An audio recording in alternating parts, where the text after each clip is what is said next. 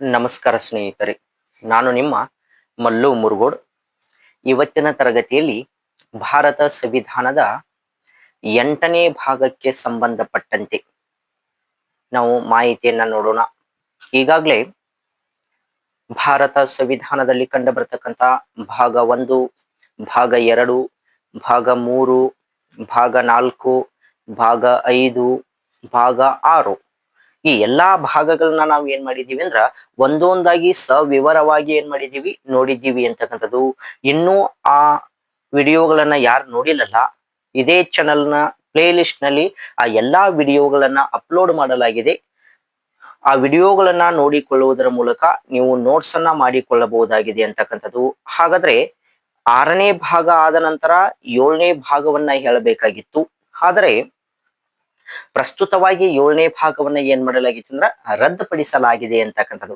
ಹಾಗಾದ್ರ ಮೊದಲು 7ನೇ ಭಾಗ ಯಾವುದಕ್ಕೆ ಸಂಬಂಧಪಟ್ಟಿತ್ತಂದ್ರ ಭಾಗ 7ನೇ ಭಾಗ ಬಿ ವರ್ಗದ ರಾಜ್ಯಗಳು ಅಂತೇಳಿ ಕಂಡು ಬರ್ತಿತ್ತು. ಆ ಬಿ ವರ್ಗದ ರಾಜ್ಯಗಳಿಗೆ ಸಂಬಂಧಪಟ್ಟಿತ್ತಂತಕ್ಕಂಥದ್ದು. ಆ 7ನೇ ಭಾಗವನ್ನ ರದ್ದುಪಡಿಸಿದ್ದರಿಂದ ನಾವು ಅದನ್ನ ಈಗ ನೋಡುವುದಿಲ್ಲ ಅಂತಕ್ಕಂಥದ್ದು. ಅದ ಇಲ್ಲದೆ ಇರತಕ್ಕಂಥ ಕಾರಣದಿಂದಾಗಿ ಈಗ ಭಾಗ 8 ಅಂತಕ್ಕಂಥದ್ದು ಯಾವುದಕ್ಕೆ ಸಂಬಂಧಪಟ್ಟಿದೆ ಅಂತ ಕೇಂದ್ರ ಆಡಳಿತ ಪ್ರದೇಶಕ್ಕೆ ಸಂಬಂಧಪಟ್ಟಿದೆ ಅಂತಕ್ಕಂಥದ್ದು. ಈ ಮಾಹಿತಿಯನ್ನ ಹೇಳುವುದಕ್ಕಿಂತ ಮುಂಚಿತವಾಗಿ ಇನ್ನೂ ನಮ್ಮ ಚಾನೆಲ್ ಅನ್ನ ಯಾರು ಸಬ್ಸ್ಕ್ರೈಬ್ ಮಾಡಿಲ್ಲಲ್ಲ, ಸಬ್ಸ್ಕ್ರೈಬ್ ಮಾಡಿಕೊಳ್ಳಿ. ಪಕ್ಕದಲ್ಲಿ ಇರ್ತಕ್ಕಂಥ ಬೆಲ್ ಐಕನ್ ಅನ್ನ ಆನ್ ಮಾಡಿಕೊಳ್ಳಿ. ನಾವು ಮುಂದೆ ಯಾವುದೇ ವಿಡಿಯೋನ ಅಪ್ಲೋಡ್ ಮಾಡಿದ ಸಂದರ್ಭದಲ್ಲಿ ನಿಮಗೆ ನೋಟಿಫಿಕೇಶನ್ ಮುಖಾಂತರ ಬಂದ ತಲುಪುತ್ತದೆ.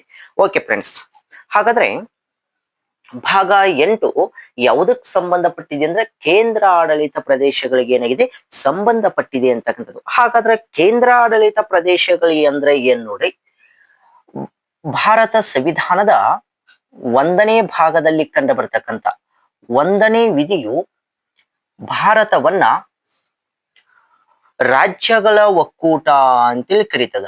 ಭಾರತವನ್ನ ರಾಜ್ಯಗಳ ಒಕ್ಕೂಟ ಅಂತೇಳಿ ಕರೀತದ. ಆ ರಾಜ್ಯಗಳ ಒಕ್ಕೂಟದ ಜೊತೆಗೆ ಭಾರತವನ್ನ 3 ವಿಧದ ಪ್ರದೇಶಗಳಾಗಿ ಏನ್ ಮಾಡ್ತದಂದ್ರ ಈ 1ನೇ ವಿಧಿಯು ವಿಂಗಡಿಸ್ತದ ಅಂತಕ್ಕಂಥದ್ದು. ಆ 3 ವಿಧದ ಪ್ರದೇಶಗಳು ಯಾವ್ಯಾವಂದ್ರ, ಒಂದು ರಾಜ್ಯಗಳು ಅಂತಕ್ಕಂಥದ್ದು, ಒಂದು ರಾಜ್ಯಗಳು, ಎರಡನೇದಾಗಿ ಕೇಂದ್ರ ಆಡಳಿತ ಪ್ರದೇಶಗಳು, ಕೇಂದ್ರ ಆಡಳಿತ ಪ್ರದೇಶಗಳು, ಮೂರನೆಯದಾಗಿ ಭಾರತ ಯಾವುದೇ ಸಂದರ್ಭದಲ್ಲಿ ವಶಪಡಿಸಿಕೊಳ್ಳಬಹುದಾದ ಪ್ರದೇಶಗಳು ಅಂತೇಳಿ. ನಮ್ಮ ಭಾರತ ಸಂವಿಧಾನದ 1ನೇ ವಿಧಿ ಏನ್ ಮಾಡ್ತದಂದ್ರ ಭಾರತವನ್ನ ಹೀಗೆ 3 ರೀತಿಯಾಗಿ ಏನ್ ಮಾಡ್ತದಂದ್ರ ವಿಂಗಡಿಸ್ತದ ಅಂತಕ್ಕಂಥದ್ದು. ಹಾಗಾದ್ರೆ ಭಾರತದಲ್ಲಿ ಪ್ರಸ್ತುತವಾಗಿ ಎಷ್ಟು ರಾಜ್ಯಗಳು ಕಂಡು ಬರ್ತಾವ ಅಂದ್ರೆ ನಿಮಗ್ ಗೊತ್ತೇ ಇದೆ, 28 ರಾಜ್ಯಗಳು ಕಂಡು ಬರ್ತಾವ ಅಂತಕ್ಕಂಥದ್ದು.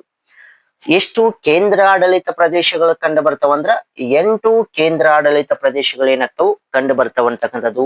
ನಾವು ಇಲ್ಲಿವರೆಗೆ ಒಂದು ಭೂ ಪ್ರದೇಶವನ್ನು ಕೂಡ ಭಾರತ ಏನ್ ಮಾಡಿಲ್ಲ, ಯಾವುದೇ ವಶಪಡಿಸಿಕೊಂಡಿಲ್ಲ ಅಂತಕ್ಕಂಥದ್ರ ಬಗ್ಗೆ ನಾವೇನ್ ಮಾಡ್ತೀವಿ ಹೇಳ್ತೀವಿ ಅಂತಕ್ಕಂಥದ್ದು.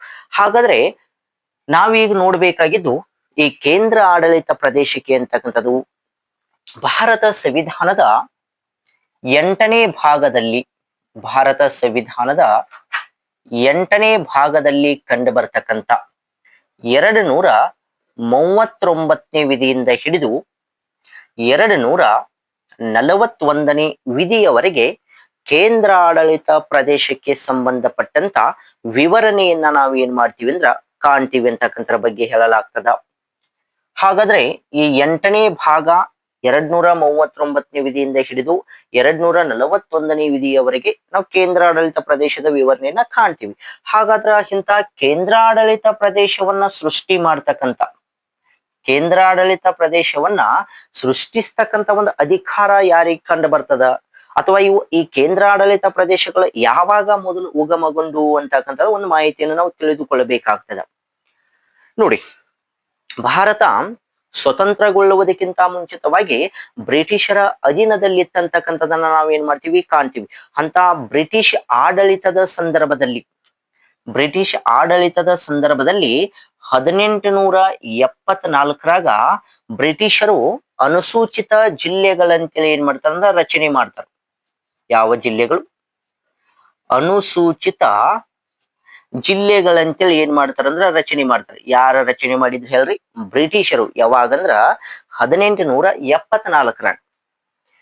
ಈ 1874ರಾಗ ಅನುಸೂಚಿತ ಜಿಲ್ಲೆಗಳಂತೇಳಿ ಏನ್ ಮಾಡ್ತಾರ? ಮೊದಲು ರಚನೆ ಮಾಡ್ತಾರು. ನಂತರದ ದಿನಗಳಲ್ಲಿ ಅವನು ಏನ್ ಮಾಡ್ತಾರಂದ್ರ, ನಂತರದ ದಿನಗಳಲ್ಲಿ ಈ ಅನುಸೂಚಿತ ಜಿಲ್ಲೆಗಳನ್ನೇ ಮುಖ್ಯ ಆಯುಕ್ತರ ಪ್ರದೇಶಗಳಂತ ಏನ್ ಮಾಡ್ತಾರಂದ್ರ ಬದಲಾವಣೆ ಮಾಡ್ತಾರೆ. ಮುಖ್ಯ ಆಯುಕ್ತರ ಪ್ರದೇಶಗಳಂತ ಏನ್ ಮಾಡ್ತಾರ? ಬದಲಾವಣೆ ಮಾಡ್ತಾರ. ಅಂದ್ರೆ ಚೀಫ್ ಕಮಿಷನರ್ ಪ್ರೆಸಿಡೆನ್ಸ್ ಅಂತೇಳಿ ಏನ್ ಮಾಡ್ತಾರ ಅಂದ್ರ ಬದಲಾವಣೆ ಮಾಡ್ತಾರೆ. ಅನುಸೂಚಿತ ಜಿಲ್ಲೆಗಳ ನೆಕ್ಸ್ಟ್ ಏನಾದವು ಅಂದ್ರ ಮುಖ್ಯ ಆಯುಕ್ತರ ಪ್ರದೇಶಗಳದು, ಅಂದ್ರೆ ಚೀಫ್ ಕಮಿಷನರ್ ಪ್ರೆಸಿಡೆನ್ಸ್ ಅಂತೇಳಿ ಅದು. ಇವು ನೋಡಿ 1947ರಾಗ ಏನಾಗ್ತದಂದ್ರ ಭಾರತ ಸ್ವತಂತ್ರಗೊಳ್ತದ. ಯಾವಾಗ 1947ರಾಗ ಭಾರತ ಸ್ವತಂತ್ರಗೊಳ್ತದಲ್ಲ, ಅವಾಗ ಭಾರತದ ರಾಜ್ಯಗಳನ್ನ 4 ರೀತಿಯಾಗಿ ಏನ್ ಮಾಡಲಾಗ್ತದಂದ್ರ ವರ್ಗೀಕರಣ ಮಾಡಲಾಗ್ತದ ಅಂತಕ್ಕಂಥದ್ದು. ಒಂದು ಎ ವರ್ಗದ ರಾಜ್ಯಗಳು, ಬಿ ವರ್ಗದ ರಾಜ್ಯಗಳು, ಸಿ ವರ್ಗದ ರಾಜ್ಯಗಳು ಮತ್ತು ಡಿ ವರ್ಗದ ರಾಜ್ಯಗಳು. ಹೀಗೆ 4 ರೀತಿಯಾಗಿ ನಾವು ಏನ್ ಮಾಡ್ತೀವಿ ಅಂದ್ರ ಭಾರತವನ್ನ ರಾಜ್ಯಗಳಾಗಿ, ಕೇಂದ್ರಾಡಳಿತ ಪ್ರದೇಶಗಳಾಗಿ ವರ್ಗೀಕರಣ ಮಾಡ್ತೀವಿ ಅಂತಕ್ಕಂಥದ್ದು.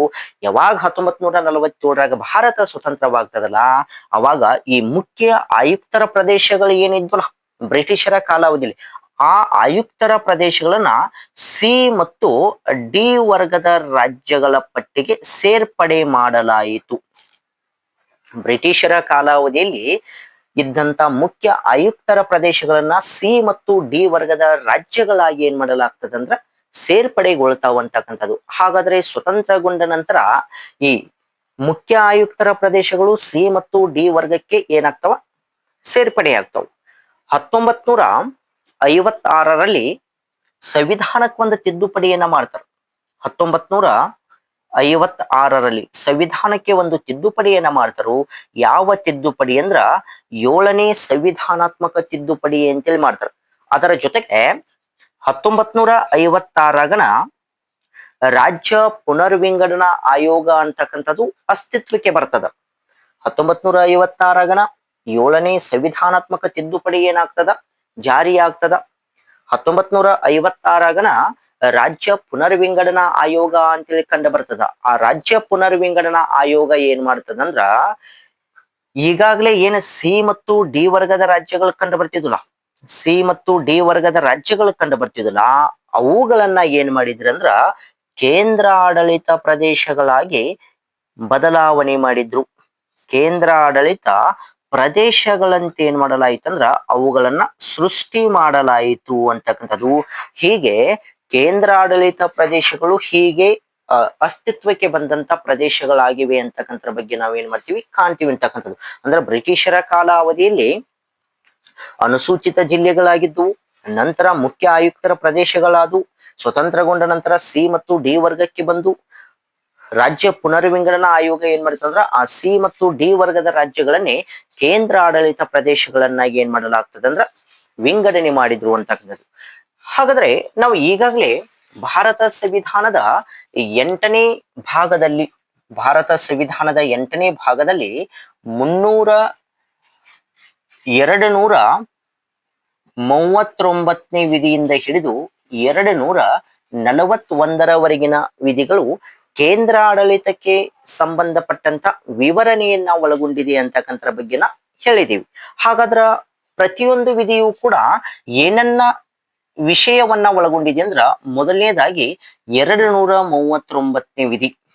ಮೊದಲನೇದಾಗಿ 239ನೇ ವಿಧಿ. 239ನೇ ವಿಧಿ ಯಾವುದಕ್ಕೆ ಸಂಬಂಧಪಟ್ಟೈತೆ ಅಂದ್ರ ಕೇಂದ್ರ ಆಡಳಿತ ಪ್ರದೇಶದ ಆಡಳಿತಕ್ಕೆ ಸಂಬಂಧಪಟ್ಟಿದೆ. ಕೇಂದ್ರ ಆಡಳಿತ ಪ್ರದೇಶದ ಆಡಳಿತ.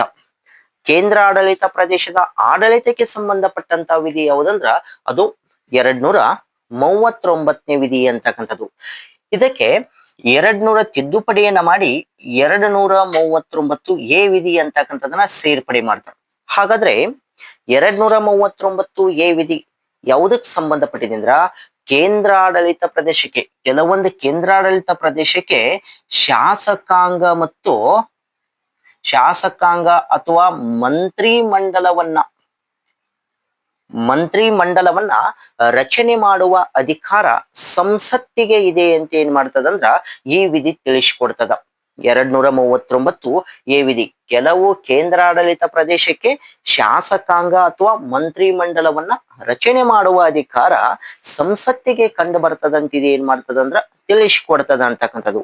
ಅದರ ಜೊತೆಗೆ ಇನ್ನೊಂದು ವಿಧಿ ಕಂಡು ಬರ್ತದ 239 ಡಬಲ್ ಎ ವಿಧಿ. 239 ಎ ವಿಧಿ ಅಂತಕ್ಕಂಥದ್ದು ಇದು ದೆಹಲಿಗೆ ವಿಶೇಷ ನಿಬಂಧನೆಗೆ ಸಂಬಂಧಪಟ್ಟಂತದ್ದು. ದೆಹಲಿಯ ವಿಶೇಷ ನಿಬಂಧನೆಗಳಿಗೆ ಸಂಬಂಧಪಟ್ಟಂತ ಒಂದು ವಿವರಣೆಯನ್ನ ಒಳಗೊಂಡಿದೆ ಅಂತಕ್ಕಂಥದ್ದು. ದೆಹಲಿಯ ವಿಶೇಷ ನಿಬಂಧನೆಗಳಿಗೆ ಸಂಬಂಧಪಟ್ಟಂತ ವಿಧಿ ಯಾವುದಂದ್ರ ಅದು 239 ಎ ವಿಧಿ ಅಂತಕ್ಕಂಥದ್ದು. ಇದರ ಜೊತೆಗೆ 239 ಬಿ ವಿಧಿ ಅಂತಕ್ಕಂಥದ್ದು ಕಂಡು ಬರ್ತದ. 239 ಬಿ ವಿಧಿ ನೀವು ಎಲ್ಲವನ್ನ ನೋಟ್ ಮಾಡಿಕೊಂಡು ಹೋಗ್ಬೇಕಾಗ್ತದ. ಯಾಕಂದ್ರೆ ಪ್ರತಿಯೊಂದು ವಿಧಿಯು ಕೂಡ ನಮಗೆ ಏನಾಗ್ತದ ಬಹಳಷ್ಟು ಇಂಪಾರ್ಟೆಂಟ್ ಆಗ್ತದ ಅಂತಕ್ಕಂಥದ್ದು. ಅದರಿಂದ ಬುಕ್ ನಲ್ಲಿ ಏನ್ ಮಾಡಿ ಒಂದೊಂದೇ ವಿಧಿಗಳನ್ನ ನೋಟ್ ಮಾಡಿಕೊಂಡು ಹೋಗಿ.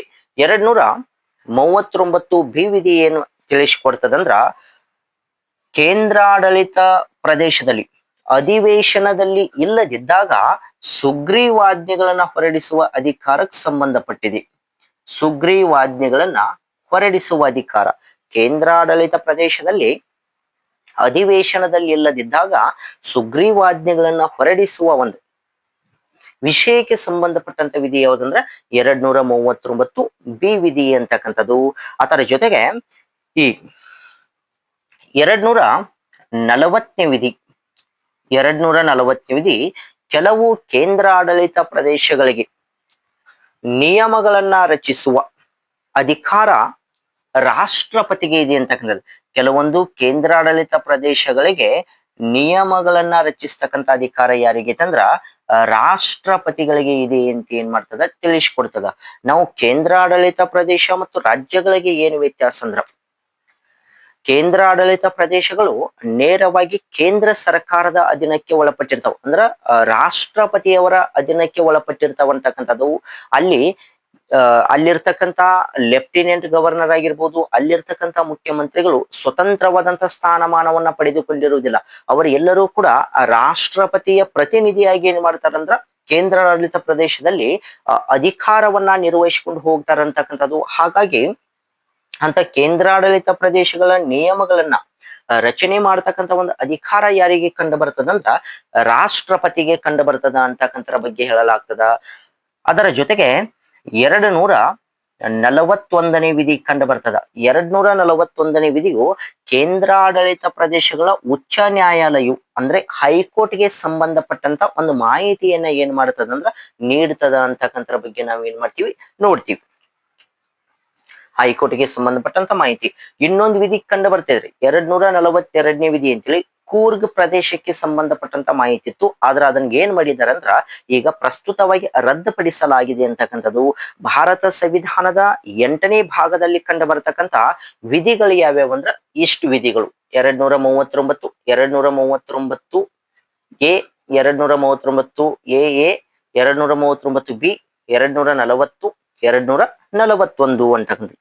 ಅದರ ಜೊತೆಗೆ ನಾನಿಲ್ಲಿ ಕೆಲವೊಂದಿಷ್ಟ ಕೇಂದ್ರಾಡಳಿತ ಪ್ರದೇಶಗಳಿಗೆ ಶಾಸಕಾಂಗ ಮತ್ತು ಮಂತ್ರಿ ಮಂಡಲವನ್ನ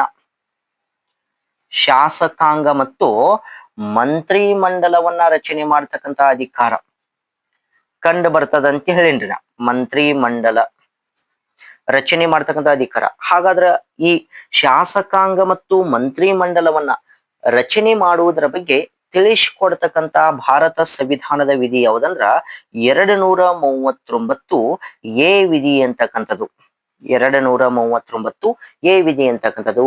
ಹಿಂಗ ಶಾಸಕಾಂಗ ಮತ್ತು ಮಂತ್ರಿ ಮಂಡಲ ಇರ್ಬೇಕಂತೇಳಿ ಅಥವಾ ರಚನೆ ಮಾಡ್ತಕ್ಕಂಥ ಒಂದು ಅಧಿಕಾರ ಯಾವುದಕ್ಕೆ ಕಂಡು ಬರ್ತದಂದ್ರ ಸಂಸತ್ತಿಗೆ ಕಂಡು ಬರುತ್ತದೆ.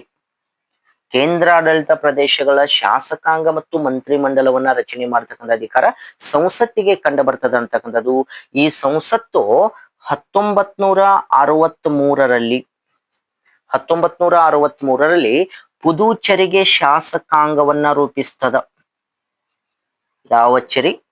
ಪುದುಚೇರಿಗೆ ಶಾಸಕಾಂಗ ಅಂದ್ರ ಅಲ್ಲಿ ವಿಧಾನಸಭೆಯನ್ನ ಏನ್ ಮಾಡಿತಂದ್ರ ಸಂಸತ್ತು ರಚನೆ ಮಾಡಿತಂತಕ್ಕಂಥದ್ದು. ಯಾವಾಗ ಹೇಳ್ರಿ? 1963ರಲ್ಲಿ.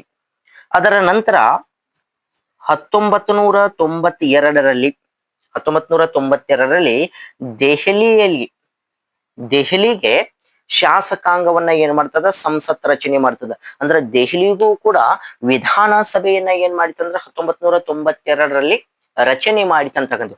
ಹೀಗೆ ಕೇಂದ್ರಾಡಳಿತ ಪ್ರದೇಶಗಳಿಗೆ ಶಾಸಕಾಂಗ ಮತ್ತು ಮಂತ್ರಿ ಮಂಡಲವನ್ನ ರಚನೆ ಮಾಡ್ತಕ್ಕಂಥ ಅಧಿಕಾರ ಯಾವುದಕ್ಕೆ ಕಂಡು ಬರ್ತದಂದ್ರ ಈ ಸಂಸತ್ತಿಗೆ ಕಂಡು ಬರ್ತದ ಅಂತಕ್ಕಂಥದ್ದು. ಅದರ ಜೊತೆಗೆ ಕೆಲವೊಂದಿಷ್ಟು ದೆಹಲಿಗೆ ಏನ್ ಮಾಡ್ತಾರಂದ್ರ ವಿಶೇಷ ಸ್ಥಾನಮಾನವನ್ನ ನೀಡ್ತಾರೆ. ಈ ದೆಹಲಿಗೆ ವಿಶೇಷ ಸ್ಥಾನಮಾನ. ಏನು ವಿಶೇಷ ಸ್ಥಾನಮಾನವನ್ನ ನೀಡಿದ್ರಂದ್ರ, ದೆಹಲಿ ಕೇಂದ್ರಾಡಳಿತ ಪ್ರದೇಶ ಇತ್ರಿ, ಈಗೂ ಇದೆ. ಆದ್ರೆ ಇದಕ್ಕೊಂದು ವಿಶೇಷ ಸ್ಥಾನಮಾನವನ್ನ ನೀಡಿದ್ರು. ಏನು ವಿಶೇಷ ಸ್ಥಾನಮಾನ ನೀಡಿದ್ರಂದ್ರ ರಾಷ್ಟ್ರೀಯ ರಾಜಧಾನಿಯ ಸ್ಥಾನಮಾನವನ್ನ ನೀಡಲಾಯಿತು. ರಾಷ್ಟ್ರೀಯ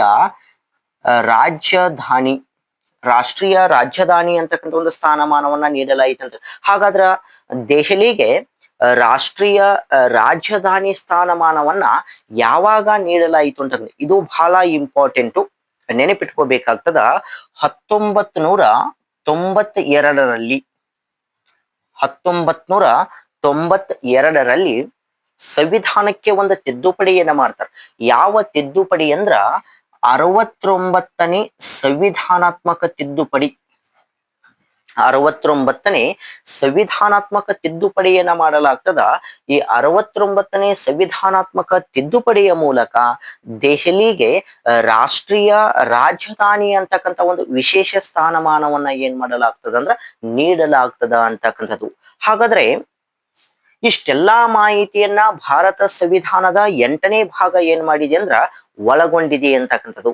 ಹಾಗಾದ್ರೆ ನಮ್ಮಲ್ಲಿ ಪ್ರಸ್ತುತವಾಗಿ 8 ರೀತಿಯಾದಂತ ಕೇಂದ್ರಾಡಳಿತ ಪ್ರದೇಶಗಳು ಕಂಡು ಬರ್ತಾವ ಅಂತ ಹೇಳಿದ್ದೀನಿ. ಹಾಗಾದ್ರ ಆ 8 ರೀತಿಯಾದಂತ ಕೇಂದ್ರಾಡಳಿತ ಪ್ರದೇಶಗಳು ಯಾವ್ಯಾವು ಮತ್ತು ಅವು ಯಾವಾಗ ರಚನೆಗೊಂಡು, ಅದರ ಜೊತೆಗೆ ಅದರ ರಾಜಧಾನಿ ಯಾವುದು, ಅಲ್ಲಿರ್ತಕ್ಕಂಥ ಮುಖ್ಯಸ್ಥರು ಯಾರು, ಅದರ ಜೊತೆಗೆ ಶಾಸಕಾಂಗ ಯಾವುದಿದೆ ಮತ್ತು ನ್ಯಾಯಾಂಗ ಯಾವುದು ಸಂಬಂಧಪಟ್ಟಿದೆ, ಹೈಕೋರ್ಟ್ ಯಾವುದಿದೆ ಅಂತಕ್ಕಂಥದ್ದು ನೋಡ್ರಿ. ಒಂದಾಗಿ ನೋಡ್ಕೋತೀವಿ ನಾವು, ಬಹಳ ಇಂಪಾರ್ಟೆಂಟು. ಮೊದಲನೇದಾಗಿ ನಾವು ಕೇಂದ್ರಾಡಳಿತ ಪ್ರದೇಶ ಅಂತಕ್ಕಂಥದ್ದು. ಮೊದಲನೇದಾಗಿ ಕೇಂದ್ರಾಡಳಿತ ಪ್ರದೇಶ. ಹಾಗಾದ್ರೆ ಅದರ ಸ್ಥಾಪನೆ ಅಂತಕ್ಕಂಥದ್ದು. ಅದಾದ ನಂತರ ರಾಜಧಾನಿ. ಅದಾದ ನಂತರ ಕಾರ್ಯನಿರ್ವಾಹಕ.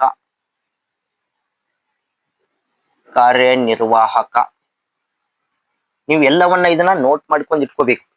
ಯಾಕಂದ್ರೆ ಪ್ರಶ್ನೆಗಳನ್ನ ಪ್ರತಿ ಇದ್ರ ಮೇಲೂ ಏನ್ ಮಾಡ್ತಾರ, ಪ್ರಶ್ನೆಗಳನ್ನ ಕೇಳ್ತಾರ ಅಂತಕ್ಕಂಥದ್ದು. ಹಾಗಾಗಿ ಇದನ್ನ ಒಂದು ಬುಕ್ ನಲ್ಲಿ ಬರೆದಿಡಿ. ಕಾರ್ಯನಿರ್ವಾಹಕ, ಶಾಸಕಾಂಗ, ಅದರ ಜೊತೆಗೆ ನ್ಯಾಯಾಂಗ. ಅಂದ್ರ ಯಾವ ಹೈಕೋರ್ಟ್ ಯಾವ ಕೇಂದ್ರಾಡಳಿತ ಪ್ರದೇಶಕ್ಕೆ ಸಂಬಂಧಪಟ್ಟಿದೆ ಅಂತಕ್ಕಂಥದ್ದು ನೋಡಿ. ಮೊದಲನೇದಾಗಿ ಕೇಂದ್ರಾಡಳಿತ ಪ್ರದೇಶ, ರಾಜಧಾನಿ, ಕಾರ್ಯನಿರ್ವಾಹಕ, ಶಾಸಕಾಂಗ, ನ್ಯಾಯಾಂಗ ಅಂತಕ್ಕಂಥದ್ದು. ಹಾಗಾದ್ರೆ ಮೊದಲನೇ ಕೇಂದ್ರಾಡಳಿತ ಪ್ರದೇಶ ಯಾವುದಂದ್ರ ಅಂಡಮಾನ ಮತ್ತು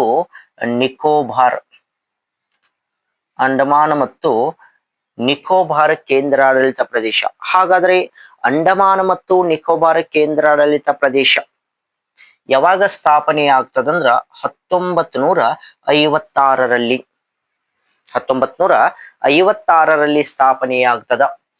ಅದರ ರಾಜಧಾನಿ ಯಾವುದಂದ್ರ ಪೋರ್ಟ್ ಬ್ಲೇರ್ ಪೋರ್ಟ್ ಬ್ಲೇರ್ ಅಂತಕ್ಕಂಥದ್ದು ಅದರ ರಾಜಧಾನಿಯಾಗಿದೆ ಅಂತಕ್ಕಂಥದ್ದು. ಅಲ್ಲಿ ಕಾರ್ಯನಿರ್ವಾಹಕರು ಯಾರಂದ್ರ ಲೆಫ್ಟಿನೆಂಟ್ ಗವರ್ನರ್, ಲೆಫ್ಟಿನೆಂಟ್ ಗವರ್ನರ್ ಅಲ್ಲಿನ ಕಾರ್ಯನಿರ್ವಾಹಕ ಅಂತಕ್ಕಂಥದ್ದು. ಅಲ್ಲಿ ಶಾಸಕಾಂಗ ಅಂತಕ್ಕಂಥದ್ದು ಕಂಡು ಬರುವುದಿಲ್ಲ, ಶಾಸಕಾಂಗ ಅಂತಕ್ಕಂಥದ್ದು ಕಂಡು ಬರುವುದಿಲ್ಲ. ಯಾವ ಹೈಕೋರ್ಟ್ನ ಅಡಿ ಅಥವಾ ಯಾವ ಹೈಕೋರ್ಟ್ನ ವ್ಯಾಪ್ತಿಗೆ ಅದು ಸಂಬಂಧಪಟ್ಟೈತಿ ಅಂದ್ರ ಕಲ್ಕತ್ತಾ ಹೈಕೋರ್ಟ್ನ ವ್ಯಾಪ್ತಿಗೆ ಸಂಬಂಧಪಟ್ಟೈತಿ. ಇದು ಬಹಳ ಇಂಪಾರ್ಟೆಂಟ್ ರೀ. ಕಲ್ಕತ್ತಾ ಹೈಕೋರ್ಟ್ನ ವ್ಯಾಪ್ತಿಗೆ ಸಂಬಂಧಪಟ್ಟಿದೆ. ಅಂದ್ರೆ ಅಂಡಮಾನ ನಿಕೋಬಾರ್ ಅಂತಕ್ಕಂಥದ್ದು ಅದರ ಹೈಕೋರ್ಟ್ ಯಾವ್ದಂದ್ರ ಕಲ್ಕತ್ತಾ ಹೈಕೋರ್ಟ್, ಪಶ್ಚಿಮ ಬಂಗಾಳದಲ್ಲಿ ಕಂಡು ಬರ್ತಕ್ಕಂಥ ಕಲ್ಕತ್ತಾ ಹೈಕೋರ್ಟ್ ವ್ಯಾಪ್ತಿಗೆ ಸಂಬಂಧಪಟ್ಟಿದೆ ಅಂತಕ್ಕಂಥದ್ದು. ಇದು ಮೊದಲನೇ ಒಂದು ಕೇಂದ್ರಾಡಳಿತ ಪ್ರದೇಶ. ಇನ್ನು ಎರಡನೇ ಕೇಂದ್ರಾಡಳಿತ ಪ್ರದೇಶ ದೆಹಲಿ. ದೆಹಲಿಯು ಸಹ 1956ರಲ್ಲಿ ಏನಾಗ್ತದ ಸ್ಥಾಪನೆಯಾಗ್ತದ. 1956ರಲ್ಲಿ ಸ್ಥಾಪನೆಯಾಗ್ತದ. ಇದರ ರಾಜಧಾನಿ ಯಾವುದಂದ್ರ ದೆಹಲಿ. ಭಾರತದ ರಾಜಧಾನಿನೂ ದೆಹಲಿನ, ದೆಹಲಿ ಕೇಂದ್ರಾಡಳಿತ ಪ್ರದೇಶದ ರಾಜಧಾನಿನೂ ಕೂಡ ದೆಹಲಿನ ಅಂತಕ್ಕಂಥ. ಹಾಗಾದ್ರ ಇಲ್ಲಿ ಕಾರ್ಯನಿರ್ವಾಹಕ ಯಾರಂದ್ರ ಇಲ್ಲಿ ಲೆಫ್ಟಿನೆಂಟ್ ಗವರ್ನರ್ ಕಂಡು ಬರ್ತಾರ. ಲೆಫ್ಟಿನೆಂಟ್ ಗವರ್ನರ್ ಕಂಡು ಬರ್ತಾನು. ಮುಖ್ಯಮಂತ್ರಿ ಅಂದ್ರೆ ಸಿಎಂ ಕಂಡು ಬರ್ತಾನ. ಅದರ ಜೊತೆಗೆ ಮಂತ್ರಿ ಮಂಡಲವು ಕಂಡು ಬರ್ತದೆ. ಇಲ್ಲಿ ಮಂತ್ರಿ ಮಂಡಲವು ಸಹ ಏನಾಗ್ತದ ಕಂಡು ಬರ್ತದೆ. ಯಾಕಂದ್ರೆ ವಿಧಾನಸಭೆಯನ್ನ ದೆಹಲಿ ಒಳಗೊಂಡೈತಿ. ಲೆಫ್ಟಿನೆಂಟ್ ಗವರ್ನರ್ ಕಂಡು ಬರ್ತಾರು, ಸಿಎಂ ಕಂಡು ಬರ್ತಾನು, ಅದರ ಜೊತೆಗೆ ಮಂತ್ರಿ ಮಂಡಲವು ಕೂಡ ಏನಾಗ್ತದ ಕಂಡು ಬರ್ತದ. ಹಾಗಾದ್ರ ಶಾಸಕಾಂಗ ಯಾವುದಿದೆ ಅಂದ್ರೆ ವಿಧಾನಸಭೆ ಇದೆ. ಶಾಸಕಾಂಗ ವಿಧಾನಸಭೆ ಇದೆ ಅಂತಕ್ಕಂಥದ್ದು. ಹಾಗಾದ್ರೆ ಹೈಕೋರ್ಟ್ ಅಂತಕ್ಕಂಥದ್ದು ಇದು ಪ್ರತ್ಯೇಕವಾದಂತಹ ಹೈಕೋರ್ಟ್ ಅನ್ನ ಹೊಂದಿದೆ ಅಂತಕ್ಕಂಥದ್ದು. ಅದೇ ದೆಹಲಿ ಹೈಕೋರ್ಟ್ ಅಂತಕ್ಕಂಥದ್ದು. ಪ್ರತ್ಯೇಕವಾದಂತಹ ಹೈಕೋರ್ಟ್ ದೆಹಲಿ ಹೈಕೋರ್ಟ್. ಕೇಂದ್ರಾಡಳಿತ ಪ್ರದೇಶಗಳಲ್ಲಿ ಪ್ರತ್ಯೇಕವಾದಂತ ಹೈಕೋರ್ಟ್ ಅನ್ನ ಹೊಂದಿರುವ ಏಕೈಕ ಯಾವ್ದಾದ್ರು ಕೇಂದ್ರಾಡಳಿತ ಪ್ರದೇಶ ಇತ್ತಂದ್ರ ಅದ ದೆಹಲಿ ಕೇಂದ್ರಾಡಳಿತ ಪ್ರದೇಶ. ಏಕೆಂದ್ರೆ ಎಲ್ಲಾ ಕೇಂದ್ರಾಡಳಿತ ಪ್ರದೇಶಗಳು ಬೇರೆ ರಾಜ್ಯದ ಹೈಕೋರ್ಟ್ನ ವ್ಯಾಪ್ತಿಗೆ ಬಂದ್ರ ದೆಹಲಿ ಮಾತ್ರ ತನ್ನದೇ ಆದಂತ ಒಂದು ಪ್ರತ್ಯೇಕವಾದಂತಹ ಹೈಕೋರ್ಟ್ ಅನ್ನ ಹೊಂದಿದೆ ಅಂತಕ್ಕಂಥರ ಬಗ್ಗೆ ನಾವೇನ್ ಮಾಡ್ತೀವಿ ಕಾಣ್ತೀವಿ ಅಂತಕ್ಕಂಥದ್ದು. ಇದು ಎರಡನೇ ಒಂದು ಕೇಂದ್ರಾಡಳಿತ ಪ್ರದೇಶ.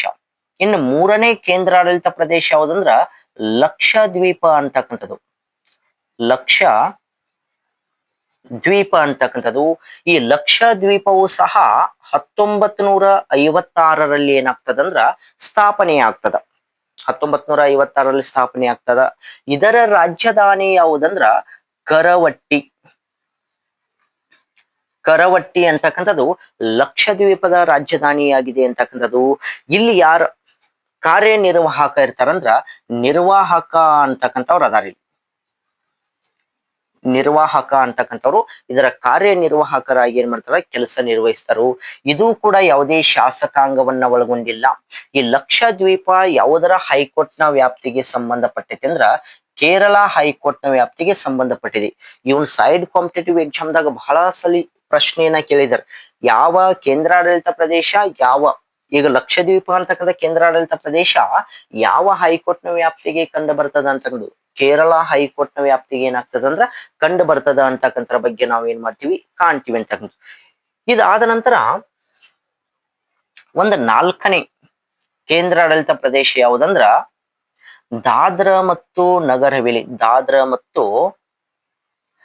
ನಗರ್ ಹವೇಲಿ ಮತ್ತು ಡಮನ್ ಹಾಗೂ ಡಿಯು ಅಂತೇಳಿ ಬರ್ತದ. ಡಮನ್ ಮತ್ತು ಡಿಯು ಅಂತಕ್ಕಂಥದ್ದು. ಹಾಗಾದ್ರೆ ಎರಡೂ ಸೇರಿಸಿ ಯಾಕೆ ಬರದ್ರಿ ಅಂದ್ರ ಈಗ ಎರಡೂ ಕೂಡಿ ಒಂದು ಕೇಂದ್ರಾಡಳಿತ ಪ್ರದೇಶವಾಗಿದೆ ಅಂತಕ್ಕಂಥದ್ದು. ಈ ದಾದ್ರಾ ಮತ್ತು ನಗರ್ ಹವೇಲಿ ಅಂತಕ್ಕಂಥದ್ದು ಮೊದಲು ದಾದ್ರಾ ಮತ್ತು ನಗರ್ ಹವೇಲಿ ಅಂತಕ್ಕಂಥದ್ದು ಮೊದಲು 1961ರಲ್ಲಿ ಸ್ಥಾಪನೆಗೊಂಡಿತ್ತು. ಯಾವ್ದು ಹೇಳ್ರಿ? ದಾದ್ರಾ ಮತ್ತು ನಗರ್ ಹವೇಲಿ ಅಂತಕ್ಕಂಥದ್ದು. ಡಮನ್ ಮತ್ತು ಡಿಯು 1962ರಲ್ಲಿ ಏನಾಗಿತ್ತು ಅಂದ್ರೆ ಸ್ಥಾಪನೆ ಆಗಿತ್ತು. ಇದೊಂದು ಸ್ವಲ್ಪ ನೆನಪಿಟ್ಟುಕೊಳ್ಳಿ. ದಾದ್ರಾ ಮತ್ತು ನಗರ್ ಹವೇಲಿ 1961ರಲ್ಲಿ, ಡಮನ್ ಮತ್ತು ಡಿಯು 1962ರಲ್ಲಿ ಸ್ಥಾಪನೆ ಆಗ್ತದ. ಆದ್ರೆ ಈ ಎರಡೂ ಕೇಂದ್ರಾಡಳಿತ ಪ್ರದೇಶವನ್ನ ಕೇಂದ್ರ ಸರ್ಕಾರ ನರೇಂದ್ರ ಮೋದಿ ಅವರು ಏನ್ ಮಾಡ್ತಾರಂದ್ರ 2020ರಲ್ಲಿ ಎರಡನ್ನ ಸೇರಿಸಿ 2020ರಾಗ ಒಂದೇ ಕೇಂದ್ರಾಡಳಿತ ಪ್ರದೇಶವನ್ನಾಗಿ ಮಾಡ್ತಾರಂತಕ್ಕಂಥದ್ದು. ಪ್ರಸ್ತುತವಾಗಿ ದಾದ್ರಾ ಮತ್ತು ನಗರ ಹವೇಲಿ ಹಾಗೂ ದಮನ್ ಮತ್ತು ಡಿಯು ಅಂತಕ್ಕಂಥದ್ದು ಎರಡೂ ಒಂದೇ ಕೇಂದ್ರಾಡಳಿತ ಪ್ರದೇಶಗಳಾಗಿವೆ ಅಂತಕ್ಕಂಥದ್ದು 2020ರಿಂದ. ಹಾಗಾದ್ರ ಇದರ ಒಂದು ರಾಜಧಾನಿ ಯಾವುದಂದ್ರ ಡಮನ್ ಅಂತಕ್ಕಂಥದ್ದು.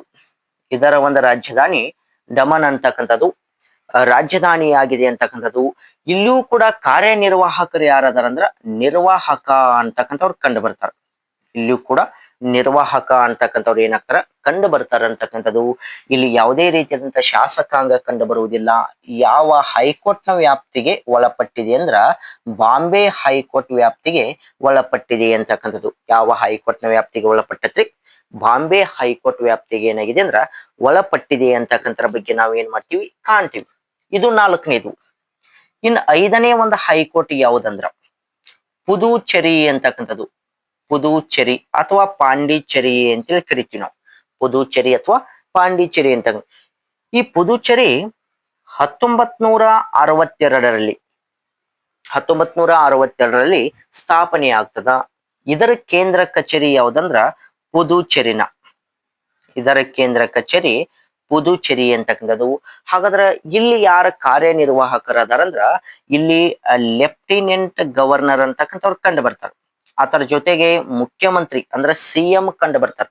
ಅದರ ಜೊತೆಗೆ ಮಂತ್ರಿ ಮಂಡಲವು ಕಂಡು ಬರ್ತದ. ಮಂತ್ರಿ ಮಂಡಲವು ಏನಾಗ್ತದ ಕಂಡು ಬರ್ತದೆ. ಎಲ್ಲಿ ಹೇಳ್ರಿ? ಪುದುಚೇರಿ ಅಂತಕ್ಕಂಥ ಒಂದು ಕೇಂದ್ರಾಡಳಿತ ಪ್ರದೇಶ. ಲೆಫ್ಟಿನೆಂಟ್ ಗವರ್ನರ್ ಕಂಡು ಬರ್ತಾರು, ಸಿಎಂ ಕಂಡು ಬರ್ತಾರು, ಮಂತ್ರಿ ಮಂಡಲ ಅಂತಕ್ಕಂಥದ್ದು ಕಂಡು ಬರ್ತಾರ. ಪುದುಚೇರಿಯಲ್ಲಿಯೂ ಕೂಡ ವಿಧಾನಸಭೆಯನ್ನ ಏನ್ ಮಾಡಿದೆ ಅಂದ್ರ ಒಳಗೊಂಡಿದೆ ಅಂತಕ್ಕಂಥದ್ದು. ವಿಧಾನಸಭೆಯನ್ನ ಒಳಗೊಂಡಿದೆ ಅಂತಕ್ಕಂಥದ್ದು. ಹಾಗಾದ್ರ ಪುದುಚೇರಿ ಯಾವ ಒಂದು ಹೈಕೋರ್ಟ್ ನ ವ್ಯಾಪ್ತಿಗೆ ಒಳಪಟ್ಟಿದೆ ಅಂದ್ರ ಮದ್ರಾಸ್ ಹೈಕೋರ್ಟ್ ವ್ಯಾಪ್ತಿಗೆ ಒಳಪಟ್ಟಿದೆ. ಮದ್ರಾಸ್ ಹೈಕೋರ್ಟ್ ವ್ಯಾಪ್ತಿಗೆ ಏನಾಗಿದೆ ಅಂದ್ರ ಒಳಪಟ್ಟಿದೆ ಅಂತಕ್ಕಂಥರ ಬಗ್ಗೆ ನಾವೇನ್ ಮಾಡ್ತೀವಿ ಕಾಣ್ತೀವಿ ಅಂತಕ್ಕಂಥದ್ದು. ಇದಾದ ನಂತರ 6ನೇ ಒಂದು ಕೇಂದ್ರಾಡಳಿತ ಪ್ರದೇಶ ಯಾವುದಂದ್ರ ಚಂಡೀಗಢ ಅಂತಕ್ಕಂಥದ್ದು. ಚಂಡೀಗಢ ಅಂತಕ್ಕಂಥದ್ದು ಇದು 1966ರಲ್ಲಿ ಏನಾಗ್ತದಂದ್ರ ರಚನೆ ಆಗ್ತದ. 1966ರಲ್ಲಿ ರಚನೆ ಆಗ್ತದ. ಇದರ ಕೇಂದ್ರ ಅಥವಾ ರಾಜಧಾನಿ ಯಾವುದಂದ್ರ ಚಂಡೀಗಢ ಅಂತಕ್ಕಂಥದ್ದು. ಇದರ ರಾಜಧಾನಿಯು ಸಹ ಚಂಡೀಗಢ ಅಂತಕ್ಕಂಥದ್ದು. ಇಲ್ಲಿಯೂ ಕೂಡ ಕಾರ್ಯನಿರ್ವಾಹಕರು ಯಾರದಾರಂದ್ರ ನಿರ್ವಾಹಕ ಅಂತಕ್ಕಂಥವ್ರು ಕಂಡು ಬರ್ತಾರೆ. ಚಂಡೀಗಢದಲ್ಲಿಯೂ ಕೂಡ ನಿರ್ವಾಹಕ ಅಂತಕ್ಕಂಥವ್ರು ಕಂಡು ಬರ್ತಾರು. ಶಾಸಕಾಂಗ ಅಂತಕ್ಕಂಥದ್ದು ಏನಾಗುದ್ರ ಕಂಡು ಬರುವುದಿಲ್ಲ ಅಂತಕ್ಕಂಥದ್ದು. ಹಾಗಾದ್ರೆ ಚಂಡೀಗಢ ಯಾವ ಒಂದು ಹೈಕೋರ್ಟ್ ವ್ಯಾಪ್ತಿಗೆ ಸಂಬಂಧಪಟ್ಟಿದೆ ಅಂದ್ರ ಪಂಜಾಬ್ ಮತ್ತು ಹರಿಯಾಣ. ಪಂಜಾಬ್ ಮತ್ತು ಹರಿಯಾಣ ಹೈಕೋರ್ಟ್ ವ್ಯಾಪ್ತಿಗೆ ಸಂಬಂಧಪಟ್ಟಿದೆ ಅಂತ. ಪಂಜಾಬ್ ಮತ್ತು ಹರಿಯಾಣ ಹೈಕೋರ್ಟ್ ವ್ಯಾಪ್ತಿಗೆ ಸಂಬಂಧಪಟ್ಟಿದೆ ಅಂತಕ್ಕಂಥದ್ದು. ಇವು ಮೊದಲು ಇದ್ದಂತ ಕೇಂದ್ರಾಡಳಿತ ಪ್ರದೇಶಗಳು. ಇವೆಲ್ಲವೂ ಕೂಡ ಏನದವಲ್ಲ ಮೊದಲಿದ್ದಂತ ಕೇಂದ್ರಾಡಳಿತ ಪ್ರದೇಶಗಳು. ನರೇಂದ್ರ ಮೋದಿಯವರ ಸರ್ಕಾರ 2019ರಲ್ಲಿ ಈ ಜಮ್ಮು ಕಾಶ್ಮೀರ ಅಂತಕ್ಕಂಥ ಒಂದು ರಾಜ್ಯದ ಸ್ಥಾನಮಾನವನ್ನ ತೆಗೆಯುವುದರ ಮೂಲಕ 2 ಕೇಂದ್ರಾಡಳಿತ ಪ್ರದೇಶಗಳನ್ನ ಏನ್ ಮಾಡ್ತಾರಂದ್ರ ಸೃಷ್ಟಿ ಮಾಡ್ತಾರ ಅಂತಕ್ಕಂಥದ್ದು. ಮೊದಲು ಜಮ್ಮು ಕಾಶ್ಮೀರ ಅಂತಕ್ಕಂಥದ್ದು ಒಂದು ಪ್ರತ್ಯೇಕವಾದಂತಹ ರಾಜ್ಯದ ಸ್ಥಾನಮಾನವನ್ನ ಹೊಂದಿತ್ತು. 370ನೇ ವಿಧಿ ಅನ್ವಯ ಅದಕ್ಕೆ ಪ್ರತ್ಯೇಕವಾದಂತ ಸಂವಿಧಾನ ಕಂಡು ಬರ್ತಿತ್ತು. ಪ್ರತ್ಯೇಕವಾದಂತ ರಾಜ್ಯದ ಸ್ಥಾನಮಾನ ಕಂಡು ಬರ್ತಿತ್ತು ಅಂತಕ್ಕಂಥದ್ದು. ಹೀಗಾಗಿ ಆ ಜಮ್ಮು ಕಾಶ್ಮೀರಿಗೆ ಇದ್ದಂತ ಒಂದು ಪ್ರತ್ಯೇಕ ವಿಧಿ ಏನು 370 ಇತ್ತಲ್ಲ, 2019ರಲ್ಲಿ ಆ 370ನೇ ವಿಧಿಯನ್ನ ರದ್ದುಪಡಿಸುವುದರ ಮೂಲಕ ಜಮ್ಮು ಕಾಶ್ಮೀರನ್ನ ರಾಜ್ಯದ ಸ್ಥಾನಮಾನದಿಂದ ತೆಗೆದುಹಾಕಿ 2 ಕೇಂದ್ರಾಡಳಿತ ಪ್ರದೇಶಗಳನ್ನಾಗಿ ಏನ್ ಮಾಡಲಾಗ್ತದೆ ಅಂದ್ರ ಸೃಷ್ಟಿ ಮಾಡಲಾಗ್ತದೆ ಅಂತಕ್ಕಂಥದ್ದು. ಅವ ಯಾವಂದ್ರ ಒಂದು ಜಮ್ಮು ಮತ್ತು ಕಾಶ್ಮೀರ. ಜಮ್ಮು ಮತ್ತು ಕಾಶ್ಮೀರ ಕೇಂದ್ರಾಡಳಿತ ಪ್ರದೇಶ. ಹಾಗಾದ್ರೆ ಇದು ಯಾವಾಗ ಸೃಷ್ಟಿ ಆಗ್ತದಂದ್ರ ಈಗ ಹೇಳಿದಂಗ 2019ರಲ್ಲಿ ಏನಾಗ್ತದ ಕೇಂದ್ರಾಡಳಿತ ಪ್ರದೇಶವಾಗಿ ರಚನೆಗೊಳ್ತದ ಅಂತಕ್ಕಂಥದ್ದು. ಇದರ ಒಂದು ರಾಜಧಾನಿ ಯಾವ್ದಂದ್ರ ಶ್ರೀನಗರ ಅಂತಕ್ಕಂಥದ್ದು. ಇದರ ಒಂದು ರಾಜಧಾನಿ ಶ್ರೀನಗರ ಅಂತಕ್ಕಂಥದ್ದು. ಇಲ್ಲೂ ಯಾರು ಕಂಡು ಬರ್ತಾರಂದ್ರ ಜಮ್ಮು ಮತ್ತು ಕಾಶ್ಮೀರದಲ್ಲಿ ಲೆಫ್ಟಿನೆಂಟ್ ಗವರ್ನರ್ ಕಂಡು ಬರ್ತಾರು, ಸಿಎಂ ಕಂಡು ಬರ್ತಾರು, ಮಂತ್ರಿ ಮಂಡಲ ಅಂತಕ್ಕಂಥದ್ದು ಕೂಡ ಕಂಡು ಬರ್ತದ. ಸಿಎಂ ಮತ್ತು ಮಂತ್ರಿ ಮಂಡಲ ಅಂತಕ್ಕಂಥದ್ದು ಕೂಡ ಏನಾಗ್ತದ ಕಂಡು ಬರ್ತದ. ಇಲ್ಲಿ ಶಾಸಕಾಂಗ ವಿಧಾನಸಭೆ ಏನಿದೆ ಅಂದ್ರ ಅಸ್ತಿತ್ವದಲ್ಲಿದೆ. ವಿಧಾನಸಭೆ ಅಂತಕ್ಕಂಥದ್ದು ಅಸ್ತಿತ್ವದಲ್ಲಿದೆ ಅಂತಕ್ಕಂಥದ್ದು. ಇದು ಯಾವ ಹೈಕೋರ್ಟ್ನ ವ್ಯಾಪ್ತಿಗೆ ಸಂಬಂಧಪಟ್ಟಿದೆ ಅಂದ್ರ ಜಮ್ಮು ಮತ್ತು ಕಾಶ್ಮೀರ ಹಾಗೂ ಲಡಾಖ್ ಹೈಕೋರ್ಟ್ನ ವ್ಯಾಪ್ತಿಗೆ ಸಂಬಂಧಪಟ್ಟಿದೆ. ಜಮ್ಮು ಮತ್ತು ಕಾಶ್ಮೀರ ಹಾಗೂ ಲಡಾಖ್ ಹೈಕೋರ್ಟ್ ವ್ಯಾಪ್ತಿಗೆ ಏನಾಗೈತೆ ಅಂದ್ರ ಇದು ಸಂಬಂಧಪಟ್ಟಿದೆ ಅಂತಕ್ಕಂಥದ್ದು. ಇನ್ನು ಕೊನೆಯ ಒಂದು 8ನೇ ಕೇಂದ್ರಾಡಳಿತ ಪ್ರದೇಶ ಯಾವುದಂದ್ರ ಲಡಾಖ್ ಅಂತಕ್ಕಂಥದ್ದು. ನಾ ಹಾಗ ಹೇಳಿದಾಗ ಜಮ್ಮು ಕಾಶ್ಮೀರ ಅಂತಕ್ಕಂಥ ಒಂದು ರಾಜ್ಯದ ಸ್ಥಾನಮಾನ ಏನಿತ್ತಲ್ಲ ಅದನ್ನ ರದ್ದುಪಡಿಸುವುದ್ರ ಮೂಲಕ 2 ಕೇಂದ್ರಾಡಳಿತ ಪ್ರದೇಶಗಳನ್ನಾಗಿ ಸೃಷ್ಟಿ ಮಾಡ್ತಾರು. ಒಂದು ಜಮ್ಮು ಮತ್ತು ಕಾಶ್ಮೀರ ಅಂತಕ್ಕಂಥದ್ದು, ಇನ್ನೊಂದು ಲಡಾಖ್ ಅಂತಕ್ಕಂಥದ್ದು. ಈ ಲಡಾಖ್ ಅಂತಕ್ಕಂಥ ಒಂದು ಕೇಂದ್ರಾಡಳಿತ ಪ್ರದೇಶವನ್ನು ಕೂಡ 2019ರಲ್ಲಿ ಏನಾಗ್ತದ ರಚನೆ ಆಗ್ತದ. ಇದರ ರಾಜಧಾನಿಯನ್ನ ನೋಡಿದಾಗ ಲೇಹ ಅಂತಕ್ಕಂಥದ್ದು ಇದರ ರಾಜಧಾನಿ ಕಂಡು ಬರ್ತದ ಅಂತಕ್ಕಂಥದ್ದು. ಇಲ್ಲಿಯೂ ಕೂಡ ಲೆಫ್ಟಿನೆಂಟ್ ಗವರ್ನರ್ ಅಂತಕ್ಕಂಥವ್ರು ಮಾತ್ರ ಕಂಡು ಬರ್ತಾರೋ. ಆದರೆ ವಿಧಾನಸಭೆಯನ್ನ ಇದು ಏನ್ ಮಾಡಿಲ್ಲ, ಒಳಗೊಂಡಿಲ್ಲ. ಇದು ಯಾವ ಹೈಕೋರ್ಟ್ನ ವ್ಯಾಪ್ತಿಗೆ ಸಂಬಂಧಪಟ್ಟೈತೆ ಅಂದ್ರ ಜಮ್ಮು ಮತ್ತು ಕಾಶ್ಮೀರ್ ಹಾಗೂ ಲಡಾಖ್ ಹೈಕೋರ್ಟ್ ವ್ಯಾಪ್ತಿಗೆ ಸಂಬಂಧಪಟ್ಟಿದೆ ಅಂತಕ್ಕಂಥರ ಬಗ್ಗೆ ನಾವ್ ಏನ್ ಮಾಡ್ತೀವಿ, ನೋಡ್ತೀವಿ ಅಂತಕ್ಕಂಥದ್ದು. ಇದಿಷ್ಟು ನಿಮ್ಗ ಈ ಕೇಂದ್ರಾಡಳಿತ ಪ್ರದೇಶಗಳಿಗೆ ಸಂಬಂಧಪಟ್ಟಂತ ಒಂದು ಮಾಹಿತಿ. ಇದ್ರ ಮೇಲೆ ನಿಮಗೆ ಬಹಳಷ್ಟು ಏನಾಗ್ತದಂದ್ರ ಪ್ರಶ್ನೆಗಳು ಬರ್ತಾವಂತಕ್ಕಂಥದ್ದು. ನಾವು ಯಾವುದೇ ಒಂದು ವಿಷಯವನ್ನ ಸಂಪೂರ್ಣವಾಗಿ ತಿಳಿದುಕೊಂಡಾಗ ಮಾತ್ರ ಒಂದು ಪ್ರಶ್ನೆಗೆ ನಾವು ಉತ್ತರಿಸಬಹುದು ಅಂತಕ್ಕಂಥ. ಇದ್ರಾಗ ಕೆಲವೊಂದಿಷ್ಟು ವಿಶೇಷತೆಗಳು ಕಂಡು ಬರ್ತಾವ್ರಿ. ಸ್ವಲ್ಪ ಹೇಳ್ತೀನಿ ನೋಡ್ರಿ, ಏನ್ ವಿಶೇಷತೆಗಳು ಕಂಡು ಬರ್ತಾವ ಅಂತಕ್ಕಂಥದನ್ನ ಹೇಳ್ತೀನಿ ನೋಡು. ಹಾಗಾದ್ರೆ ಇದ್ರಾಗ ನಾವು ಕಾರ್ಯನಿರ್ವಾಹಕದಾಗ ನೋಡಿದಾಗ 2 ಕೇಂದ್ರಾಡಳಿತ ಪ್ರದೇಶದಲ್ಲಿ ಲೆಫ್ಟಿನೆಂಟ್ ಗವರ್ನರ್ ಕಂಡು ಬರ್ತಾರೆ. 2 ಕೇಂದ್ರಾಡಳಿತ ಪ್ರದೇಶ ಯಾವುದಂದ್ರೆ ಲೆಫ್ಟಿನೆಂಟ್ ಗವರ್ನರ್ ಕಂಡು ಬರೋದು. ಒಂದು ಅಂಡಮಾನ ನಿಕೋಬಾರ, ಇನ್ನೊಂದ ಲಡಾಖ್. ಅಂಡಮಾನ ನಿಕೋಬಾರ ಮತ್ತು ಲಡಾಖ್ದಲ್ಲಿ ಮಾತ್ರ ಲೆಫ್ಟಿನೆಂಟ್ ಗವರ್ನರ್ ಕಂಡು ಬರ್ತಾರೆ. ಇನ್ನ 3 ಕೇಂದ್ರಾಡಳಿತ ಪ್ರದೇಶದಲ್ಲಿ ಲೆಫ್ಟಿನೆಂಟ್ ಗವರ್ನರ್, ಸಿಎಂ ಮತ್ತು ಮಂತ್ರಿ ಮಂಡಲ ಕಂಡು ಬರ್ತದೆ. 3 ಕೇಂದ್ರಾಡಳಿತ ಪ್ರದೇಶಗಳು. ಇದು ಬಹಳ ಇಂಪಾರ್ಟೆಂಟ್, ನೆನಪಿಟ್ಕೋಬೇಕ್ರಿ. ಲೆಫ್ಟಿನೆಂಟ್ ಗವರ್ನರ, ಸಿಎಂ ಮತ್ತು ಮಂತ್ರಿ ಮಂಡಲವನ್ನ ಒಳಗೊಂಡಂತ ಕೇಂದ್ರಾಡಳಿತ ಪ್ರದೇಶಗಳು ಯಾವಂದ್ರ 1 ದೆಹಲಿ, 2 ಪುದುಚೇರಿ, 3 ಜಮ್ಮು ಕಾಶ್ಮೀರ್. 1 ದೆಹಲಿ, 2 ಪುದುಚೇರಿ, 3 ಜಮ್ಮು ಕಾಶ್ಮೀರ. ಇದು ಒಂದು ವಿಶೇಷ. ಇನ್ನು ನಿರ್ವಾಹಕವನ್ನ ಒಳಗೊಂಡಂತ ಕೇಂದ್ರಾಡಳಿತ ಪ್ರದೇಶಗಳು ಎಷ್ಟಂದ್ರ ಅವು ಕೂಡ 3 ಅಂತಕ್ಕಂಥದ್ದು. ಹಾಗಾದ್ರೆ ಕೇವಲ ನಿರ್ವಾಹಕರನ್ನ ಒಳಗೊಂಡಂತ ಕೇಂದ್ರಾಡಳಿತ ಪ್ರದೇಶಗಳು ಯಾವಂದ್ರ 1 ಲಕ್ಷದ್ವೀಪ, 2 ಚಂಡೀಗಢ, 3 ಈ ಚಂಡೀಗಢ ಅಂತಕ್ಕಂಥದ್ದು. ಅದರ ಜೊತೆಗೆ ದಾದ್ರಾ ನಗರ್ ಹವೇಲಿ ಮತ್ತು ಡಮನ್ ಮತ್ತು ಡಿಯು ಅಂತಕ್ಕಂಥದ್ದು. ಈ 3 ಏನದಾವಲ್ಲ ನಿರ್ವಾಹಕರನ್ನ ಒಳಗೊಂಡಂತ ಕೇಂದ್ರಾಡಳಿತ ಪ್ರದೇಶಗಳಾಗಿವೆ ಅಂತ. ಇದೊಂದಿಷ್ಟು ವಿಶೇಷತೆ ನಿಮಗೆ. ಅದರ ಜೊತೆಗೆ ಇಲ್ಲಿ ನೋಡಿ, ಶಾಸಕಾಂಗಕ್ಕೆ ಬರೀ ಶಾಸಕಾಂಗವನ್ನ ಒಳಗೊಂಡಂತ ಕೇಂದ್ರಾಡಳಿತ ಪ್ರದೇಶಗಳು ಯಾವ ಅಂತೇಳಿ ಪ್ರಶ್ನೆ ಕೇಳ್ತಾರೆ. ಶಾಸಕಾಂಗವನ್ನ ಒಳಗೊಂಡಂತ ಕೇಂದ್ರಾಡಳಿತ ಪ್ರದೇಶಗಳು ಯಾವ ಅಂತೇಳಿ 3 ಕೇಂದ್ರಾಡಳಿತ ಪ್ರದೇಶಗಳು ವಿಧಾನಸಭೆಯನ್ನ ಒಳಗೊಂಡಿವೆ ಅಂತಕ್ಕಂಥದ್ದು. ಅವು ಯಾವ್ಯಾವ ಅಂದ್ರ 1 ದೆಹಲಿ ಅಂತಕ್ಕಂಥದ್ದು, 2 ಪುದುಚೇರಿ ಅಂತಕ್ಕಂಥದ್ದು, 3 ಜಮ್ಮು ಕಾಶ್ಮೀರ ಅಂತಕ್ಕಂಥದ್ದು. ಬಹಳ ಇಂಪಾರ್ಟೆಂಟ್, ನೆನಪಿಟ್ಕೊಳ್ಳಿ. ವಿಧಾನಸಭೆಯನ್ನ ಒಳಗೊಂಡಂತ ಕೇಂದ್ರಾಡಳಿತ ಪ್ರದೇಶಗಳು 1 ದೆಹಲಿ, 2 ಪುದುಚೇರಿ, 3 ಜಮ್ಮು ಕಾಶ್ಮೀರ. ಇನ್ನೊಂದು ಪ್ರಶ್ನೆ ಬರ್ತದೆ, ರಾಷ್ಟ್ರಪತಿ ಚುನಾವಣೆಯಲ್ಲಿ ಭಾಗವಹಿಸ್ತಕ್ಕಂತಹ ಕೇಂದ್ರಾಡಳಿತ ಪ್ರದೇಶಗಳು ಯಾವ್ಯಾವ ಅಂತೇಳಿ 1 ದೆಹಲಿ ಮತ್ತು ಇನ್ನೊಂದು ಪುದುಚೇರಿ. ಹಾಗಾದ್ರ ಇವ 2 ಕೇಂದ್ರಾಡಳಿತ ಪ್ರದೇಶಗಳು ಯಾಕೆ ಭಾಗವಹಿಸ್ತಾವಂದ್ರ ಈ 2 ಕೇಂದ್ರಾಡಳಿತ ಪ್ರದೇಶದಲ್ಲಿ ವಿಧಾನಸಭೆ ಕಂಡು ಬರ್ತದ. ಆ ವಿಧಾನಸಭೆಗೆ ಚುನಾಯಿತ ಸದಸ್ಯರು ರಾಷ್ಟ್ರಪತಿ ಚುನಾವಣೆಯಲ್ಲಿ ಭಾಗವಹಿಸ್ತಾರ. ಹಾಗಾದ್ರ ಸರ್ ಜಮ್ಮು ಕಾಶ್ಮೀರದಾಗೂ ಕೂಡ ವಿಧಾನಸಭೆ ಕಂಡು ಬರ್ತದಲ್ಲ, ಅವ್ರು ಯಾಕೆ ಭಾಗವಹಿಸುವುದಿಲ್ಲ ಅಂದ್ರ ಇತ್ತೀಚೆಗೆ ಜಮ್ಮು ಕಾಶ್ಮೀರ ಕೇಂದ್ರಾಡಳಿತ ಪ್ರದೇಶವಾಗಿರುವುದರಿಂದ ವಿಧಾನಸಭೆಯನ್ನ ಹೊಂದಿದ್ರು ಕೂಡ ನಾವು ರಾಷ್ಟ್ರಪತಿ ಚುನಾವಣೆಯಲ್ಲಿ ಅದು ಭಾಗವಹಿಸಬೇಕಾದ್ರ ಅದಕ್ಕೊಂದಿಷ್ಟು ತಿದ್ದುಪಡಿಯನ್ನ ಮಾಡಬೇಕಾಗ್ತದ. ಹೀಗಾಗಿ ಕೇವಲ ಇದು ಒಂದೇ ಕೇಂದ್ರಾಡಳಿತ ಪ್ರದೇಶ ಪ್ರಸ್ತುತವಾಗಿ ವಿಧಾನಸಭೆಯನ್ನ ಒಳಗೊಂಡಿರುವುದರಿಂದ ಅದಕ್ಕೆ ತಿದ್ದುಪಡಿಯನ್ನ ಮಾಡಲಾಗಿಲ್ಲ ಅಂತಕ್ಕಂಥದ್ದು. ಈ ಜಮ್ಮು ಕಾಶ್ಮೀರ ಏನೈತಿಲ್ಲ ರಾಷ್ಟ್ರಪತಿ ಚುನಾವಣೆಯಲ್ಲಿ ವಿಧಾನಸಭೆಯನ್ನ ಹೊಂದಿದ್ರು ಸಹ ಏನಾಗಿಲ್ಲ, ಪ್ರಸ್ತುತವಾಗಿ ಭಾಗವಹಿಸುವುದಿಲ್ಲ ಅಂತಕ್ಕಂಥದ್ದು. ಕೇವಲ ದೆಹಲಿ ಮತ್ತು ಪುದುಚೇರಿ ಮಾತ್ರ ಏನಾಗ್ತಾವಂದ್ರ ರಾಷ್ಟ್ರಪತಿ ಚುನಾವಣೆಯಲ್ಲಿ ಭಾಗವಹಿಸ್ತಾವ. ಇದು ಒಂದು ವಿಶೇಷ ರೀ. ಇನ್ನೊಂದು ಏನು ವಿಶೇಷ ಅಂದ್ರ ನ್ಯಾಯಾಂಗಕ್ಕೆ ಬರೀ ಕಡಿ 8 ಕೇಂದ್ರಾಡಳಿತ ಪ್ರದೇಶಗಳು ಕಂಡು ಬರ್ತಾವ ಅಂತ ಹೇಳಿ. 8 ಕೇಂದ್ರಾಡಳಿತ ಪ್ರದೇಶಗಳಲ್ಲಿ ಹೈಕೋರ್ಟ್ ನ ಹೊಂದಿರತಕ್ಕಂತಹ ಏಕೈಕ ಕೇಂದ್ರಾಡಳಿತ ಪ್ರದೇಶ ಯಾವುದಂದ್ರ ಅದು ದೆಹಲಿ ಅಂತಕ್ಕಂಥದ್ದು. ಅಂದ್ರ ಪ್ರತ್ಯೇಕ ಹೈಕೋರ್ಟ್ ಅನ್ನ ಒಳಗೊಂಡಂತ ಕೇಂದ್ರಾಡಳಿತ ಪ್ರದೇಶ ಯಾವುದಂದ್ರ ಅದು ದೆಹಲಿ ಹೈಕೋರ್ಟ್ ಅಂತಕ್ಕಂಥದ್ದು. ಉಳಿದಂತ ಎಲ್ಲಾ ಕೇಂದ್ರಾಡಳಿತ ಪ್ರದೇಶಗಳು ಬೇರೆ ಬೇರೆ ಹೈಕೋರ್ಟ್ಗಳ ವ್ಯಾಪ್ತಿಗೆ ಒಳಪಟ್ಟಿದ್ರ ದೆಹಲಿ ಮಾತ್ರ ತನ್ನದೇ ಆದಂತ ಒಂದು ಪ್ರತ್ಯೇಕ ಹೈಕೋರ್ಟ್ ಅನ್ನ ಏನ್ ಮಾಡಿದೆ, ಒಳಗೊಂಡಿದೆ ಅಂತಕ್ಕಂಥದ್ದು.